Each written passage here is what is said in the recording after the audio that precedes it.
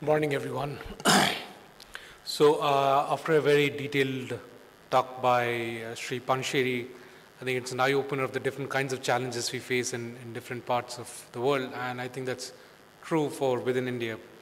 So I'll be taking the case of a very specific context, which is in the context of Karnataka, where multiple urban systems have already been implemented. And therefore, what I'll be talking about is a layer on top of those urban systems, which will significantly enhance the value of the systems that have already been put into place. And what I'm going to share today is being co-developed by with Mr. Rajiv Chawla, who was also the architect of Bhumi. So just to step back as to what we're talking about, we see that technology is opening up new models of doing business. And I'm talking about the business of governance. And those models include new business models for the government, new operational models, new financial models, and new technology models, which is leading to participative governance. And I'll be taking one such example, which is using such new models and technological models for managing land records and property. So significance of land and property cannot be ever overestimated. It's extremely critical. Land is a very significant part of a state's wealth. Any increase in efficiency of land and property transaction will have a considerable impact on state GDP, and this has been stated umpteen number of times, right from the McKinsey study to study by FICCI, by CII, and so on and so forth. So some of the estimates say that it will lead to about 1 to 1.5% addition to the national GDP. Land is a key inherited wealth, and therefore the process of handling land fragmentation needs to be sorted out.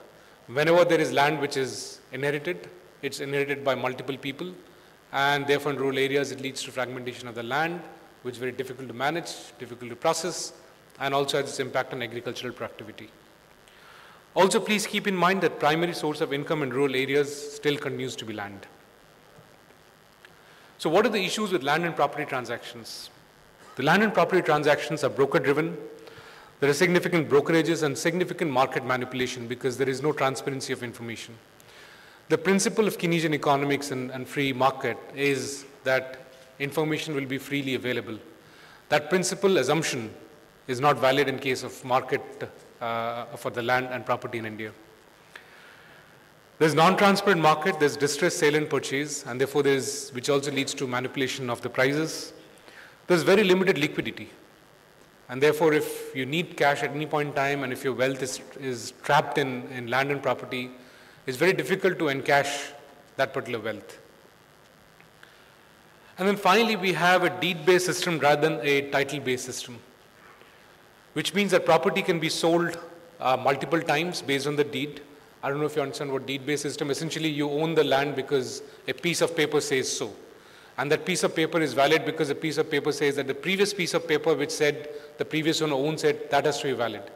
So if you're buying land which has got land records from Raja Todamal's time, then for the last 400 years you need to have all the deeds in place.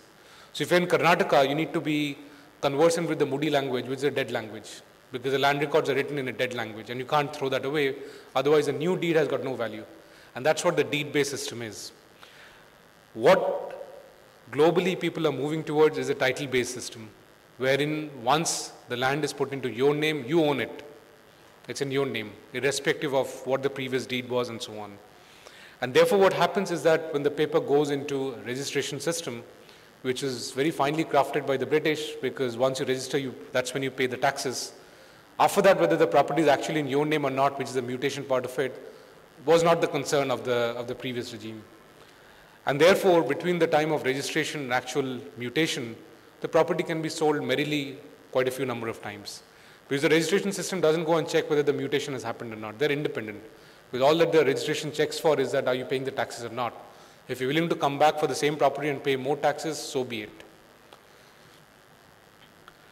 So here is an article that Sri Rajiv Chawla and I had written in Economic Times, and that basically explains the entire concept that I'm going to present today. So what is Electronic Land and Property Exchange? Provide an online system for buying and selling land and property. It's akin to a stock market. If the stock market can efficiently handle millions and millions of rupees worth of transaction on a daily basis, why can't we have the same thing for land records? Why can't you go online, click and say, here is the property I want, here is the money that I have to pay. I also choose the bank from which I'll take the loan and connect my own bank to pay the rest of the money. Click on the transaction button and automatically my registration mutation happens and I own the land. In addition, I don't know how many of you have been following the SARFAESI Act, which is essentially a Central Asset Registry Act, which will keep track of all assets for which a loan has been given, so that you don't take the same asset and go to another bank and take another loan. Now, if you look at the SARFAESI Central Registry System, along with the land system that we're talking about, it's a no-brainer that the two of them have to be connected. So the moment you do this clicking business and you pay for the property or land that you're buying, automatically should go and get updated in the central registry that has been created under the SARFAESI Act. And that links the sale deed registration with mutation. It retrofits a solution on top of existing computerization efforts of land records, such as Bhoomi and Kaveri and so on. And ensures that at least new urban properties follow the system. Why is that? Because the old existing properties have a lot of problem. Much of the property is embroiled in the issue of whether the deed is clean or not, whether there are competing claims on the land and so on. To the extent that even if the previous deed is clean, but one of your relatives comes and claims that I helped buy this property by giving out a loan of 20,000 rupees, under the Indian codes that's a valid claim, even if there is no paperwork to it. And therefore, even if you have a deed of paper saying that it's your property, it still isn't your property. So what is a clean property, quote unquote, is anybody's guess. And which is why doing a property transaction is such a big problem. And therefore, when we start with a new system, we can at least bring the new properties onto this and ensure that they have a clean deed from that point onwards. So how does the land and property records management in Karnataka work? Essentially, there are three sections. There's a land record section, which is responsible for managing the ownership, the record of rights, the tenancy and crops, which is right to cropping, the ownership record of non-agricultural land and property. Then you have the registration section, which is registering all transactions that happens in land and property into public record, and the survey section, which is managing spatial and other non-spatial data about land. So these are three different departments which have an interplay.